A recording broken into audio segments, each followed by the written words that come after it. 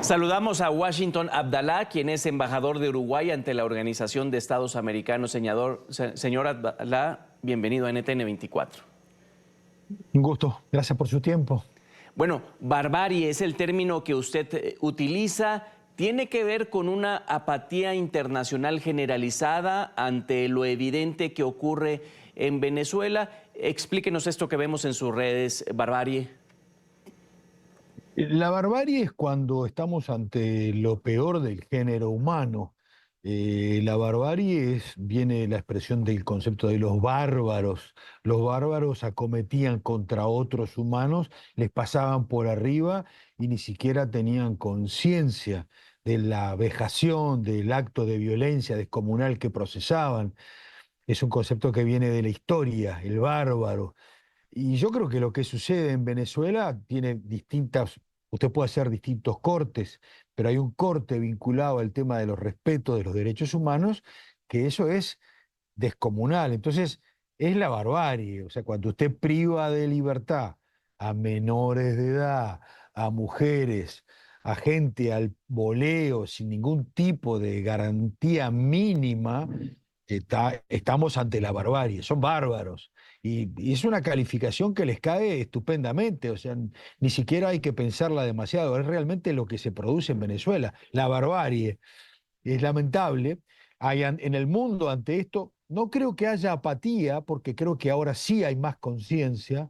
Hay cerca de 50 países, una cuarta parte del planeta que tiene una idea de lo que se está produciendo, pero claro, a veces la lectura es en clave política, en clave de reconquista democrática, pero lo primero de todo es este asunto, devolverle la dignidad a la gente y devolverle libertad, porque que niños menores de edad estén privados de libertad por el antojo de una dictadura oprobiosa, ya suena a un extremo descomunal. Esa es la realidad.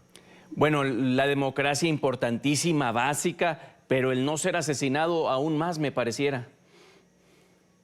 Claro, y por eso es,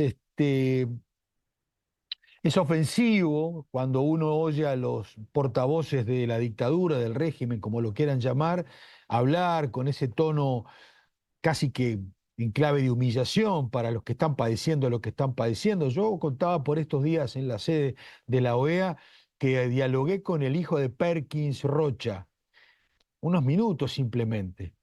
¿Qué se le puede decir al hijo de una persona que está privada de libertad, secuestrada, no se sabe dónde, no se sabe si le están pasando la medicación? ¿Me explico? Ayer hablaba con gente de la Comisión Interamericana de Derechos Humanos y siempre tengo un diálogo muy respetuoso, pero les decía, hay que aumentar el grado de narrativa en torno a lo que está sucediendo. Ustedes nos dicen que hay tratos crueles, degradantes, fantástico. Ustedes nos dicen que hay terrorismo de Estado.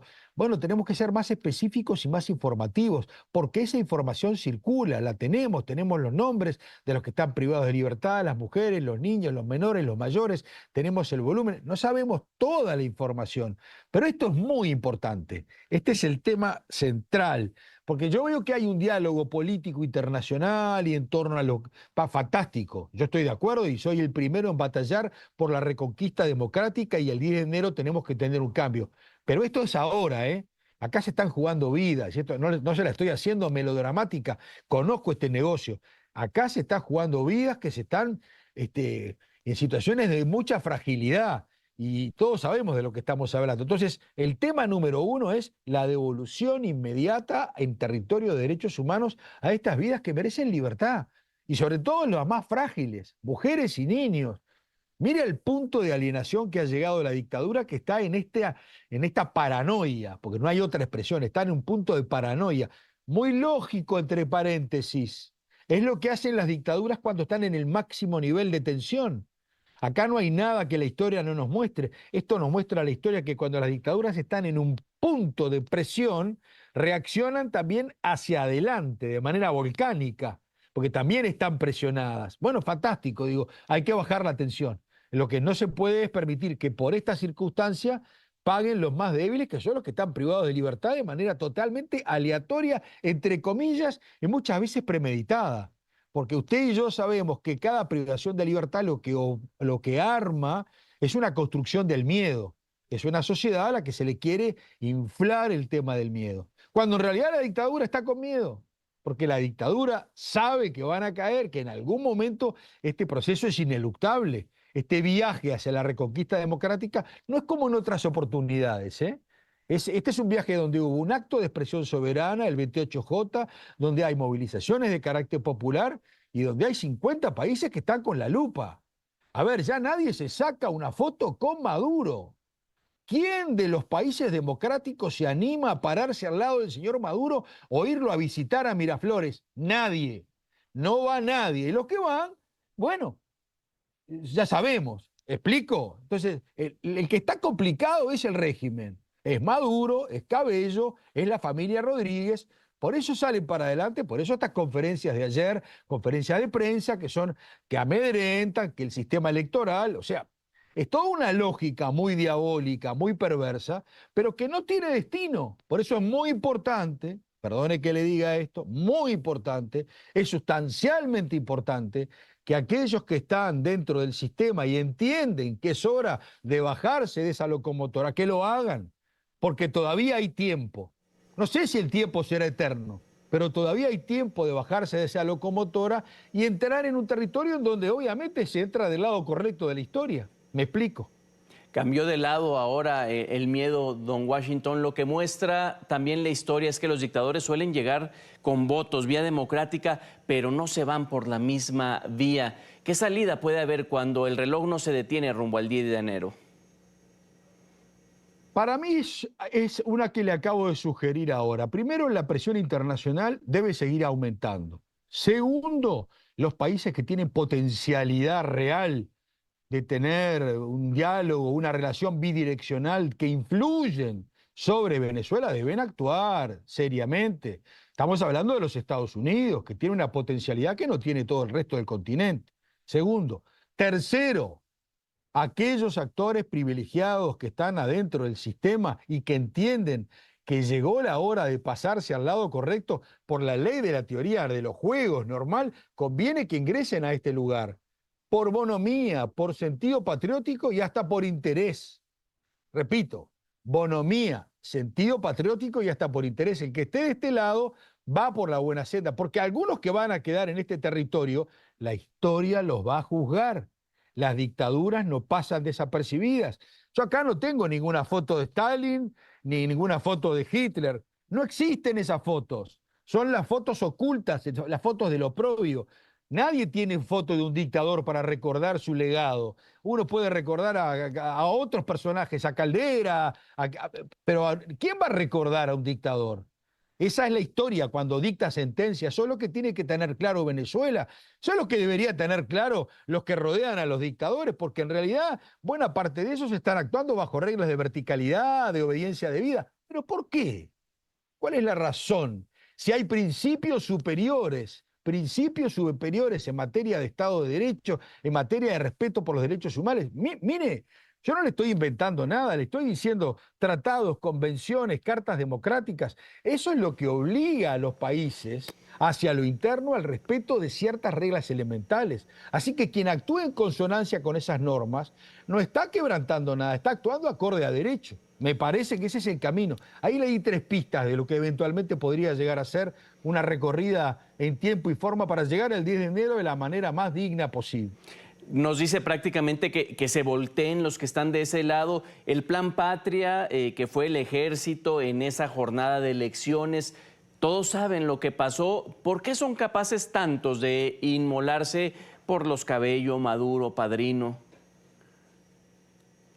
Hay miedo también, estimado amigo, hay miedo también. Y hay que comprender esa parte de la historia. Hay miedo. Yo viví una dictadura, las dictaduras intimidan, las dictaduras amenazan, las dictaduras te miran un sobrino, las dictaduras te pelean un pariente.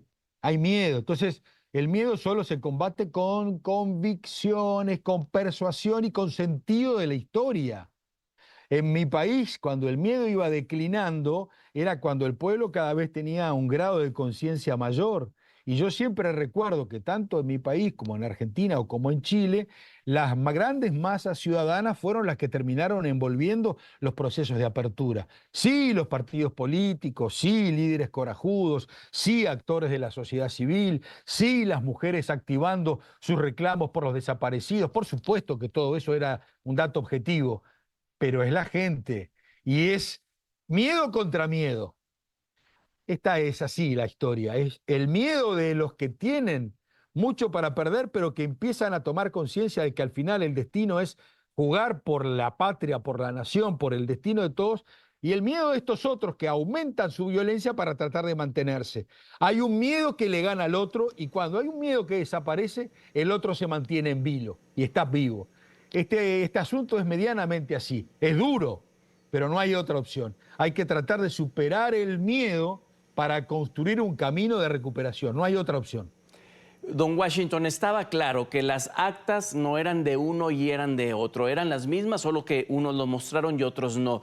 Ahora el Centro Carter las muestra ahí ante la OEA. Cuéntenos de la relevancia de esto. Es muy importante porque usted lo ve a Josep Borrell en las últimas horas haciendo un reconocimiento también de las actas, o por lo menos dando a entender que le parecía relevante la validación de la señora Jenny Lincoln sobre el Centro Carter. Es el mismo Centro Carter que la dictadura recibió con aplausos creyendo que los iban a felicitar y que después le pusieron el aplazado cuando no les gustó el resultado. Es el mismo Jorge Rodríguez que hace unos años mostraba la misma tirilla, vayan y busquen en los archivos, él se ufanaba y sacaba la tirilla y la mostraba así, y esa misma tirilla que tiene el código QR y que estaba capeada, es la misma tirilla que ahora existen y están por allí. Son auténticas. Las actas que se están mostrando por parte del Centro Carter y las actas que tienen 5 salidas, son auténticas. O sea, no es una copia del acta. El sistema venezolano, que es bastante garantista, imprime ese tipo de actas, las saca de la máquina y son auténticas. Así que buenísimo lo del Centro Carter porque da un paso más en torno a ese reclamo que algunos países hacen. Las actas están allí. Es cuestión de mirarlas, prestar atención. Si usted se pone unos lentes, las mira y encuentra. Estas son las actas. Punto. Jaque mate. Esos estados que esperaban pruebas, entonces deben reaccionar diferente. Colombia, México, que ahora tiene una presidenta. 2 anotaciones. Una, en relación a ese punto que usted interroga, es muy válido. María Corina es una mujer, es una líder que está jugando su vida permanentemente. Es una mujer que se quedó en Venezuela y que la han querido atropellar, la han amenazado y ahí está, jugándose la vida. Sería lindo que todas las mujeres que se consideran feministas del continente tuvieran un reconocimiento mínimo a alguien que está entregando vida, cuerpo y alma en una causa noble. Primer dato. Segundo dato, usted me pregunta sobre esos 3 países.